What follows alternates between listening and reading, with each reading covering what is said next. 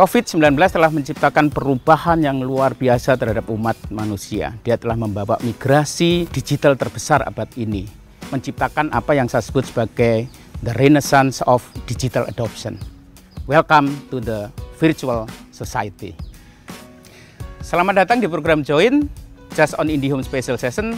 Bersama saya Yuswa Hadi, kita akan membahas mengenai the new normal 100.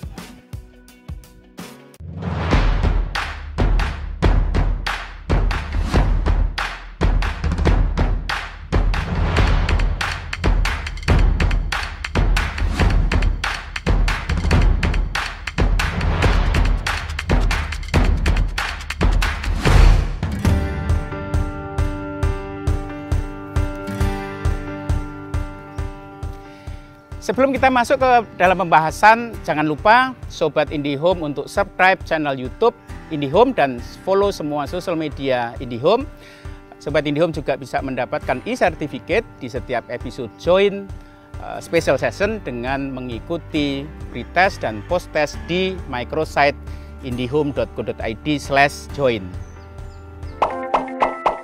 Episode kali ini saya akan membahas satu fenomena yang sangat menarik Sobat IndiHome, yaitu mengenai tren ya atau megashift ya. Di dalam megashift 100, megashift yang penting adalah apa yang saya sebut sebagai welcome to the virtual century. Jadi teman-teman, kita memasuki era di mana semua umat manusia itu hidupnya itu di ranah virtual ya, walaupun endgame-nya nanti arahnya akan dua ya, kita hidup di dua alam, jadi alam virtual dan alam fisik ya. Yang saya akan membahas mengenai bagaimana dengan adanya pandemi itu mendorong kita untuk hidup kita ya, semua aktivitas kita mulai dari working, kemudian learning, kemudian playing ya, bahkan praying teman-teman. Saya ingat tahun yang lalu ya, pada saat Lebaran ya, kita nggak bisa ke pulang kampung, maka kita silaturahmi, kita sungkem sama bapak ibu di kampung itu dilakukan juga secara virtual. Jadi teman-teman,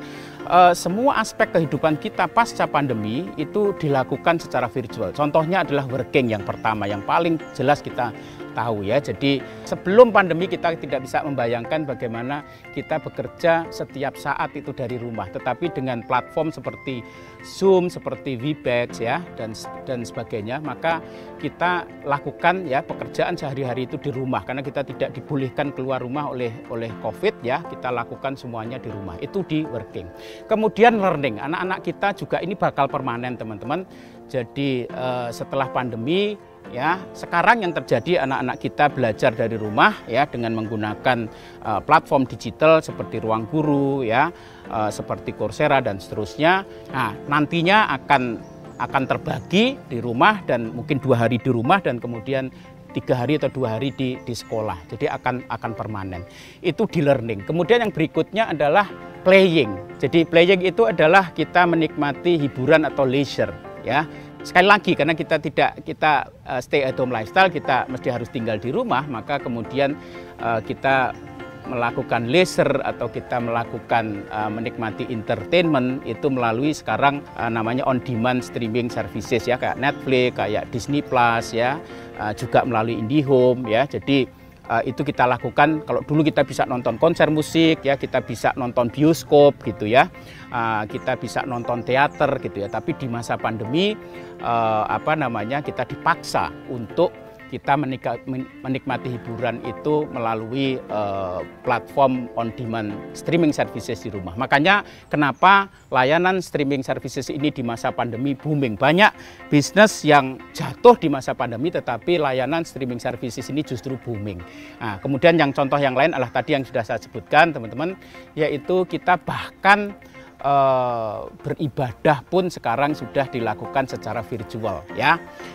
Contohnya teman-teman di Nasrani ya, di gereja itu khotbah sudah dilaksanakan dari rumah sekarang ya. Kalau sholat Jumat dan seterusnya mungkin masih belum bisa karena harus berkumpul. Tetapi ibadah pun sekarang dilakukan secara virtual. Jadi walaupun memang nggak akan seluruhnya virtual, tapi nanti akan hybrid yang terjadi atau omni ya. Jadi apakah semua kita working from home, learning from home, kemudian entertainment from home, leisure from home, itu nanti apakah akan dilakukan terus ya, atau akan permanen, atau akan setelah pandemi. Kita sekarang sedang dalam proses pemulihan ya, kasusnya mulai menurun, positivity rate kita juga semakin menurun. Nah, pertanyaannya, apakah semua yang kita lakukan secara virtual ini nanti akan terjadi secara permanen ya?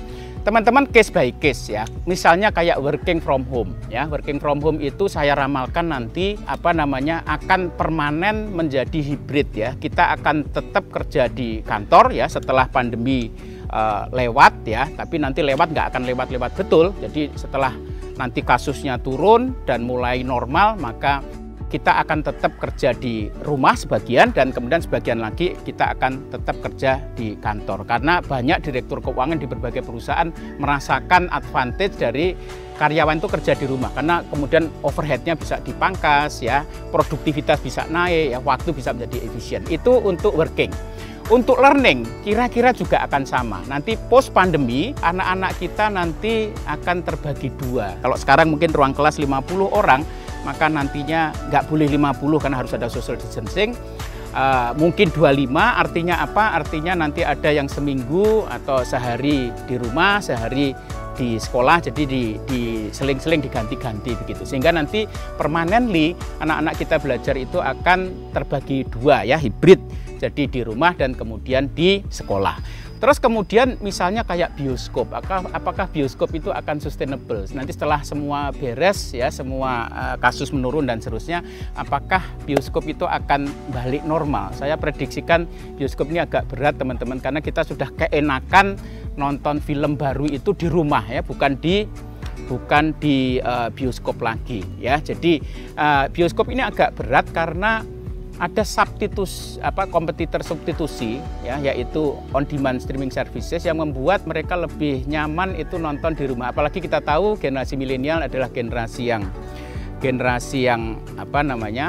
mager ya, malas gerak, dia jarang mau keluar rumah, maka dia akan lebih nyaman nonton film itu melalui Netflix atau Disney Plus atau IndiHome dan seterusnya. Praying tentu saja akan kembali ke gereja, ke musola, ke masjid dan seterusnya ya, karena memang keharusan. Tetapi secara umum ya, kita akan nantinya kita bagi hidup kita itu di dua alam. Yang pertama adalah alam virtual, dan yang kedua karena kita masih manusia, kita bukan robot, maka kita akan tetap ya, physical experience itu akan tetap penting. Jadi pandemi itu merubah kita ya, dari awalnya kita seluruhnya physical, tetapi sebagian besar waktu kita nanti juga akan kita habiskan virtual ya.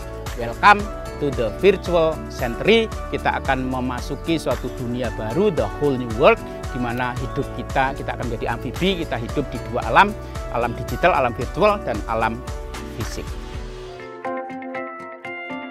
Sebagai bentuk kepedulian terhadap situasi saat ini, IndiHome memberikan wadah kepada masyarakat untuk menyebarkan cerita yang memberikan semangat dan inspirasi melalui gerakan sosial lebih baik, sebar yang baik. Sobat IndiHome bisa melihat infonya di indihome.co.id/sebar yang baik. Demikianlah pembahasan episode kali ini. Nantikanlah join special session berikutnya bersama saya. Jangan lupa untuk kunjungi microsite indihome.co.id/join. Lalu ikuti pretestnya dan post-testnya untuk mendapatkan e-certificate.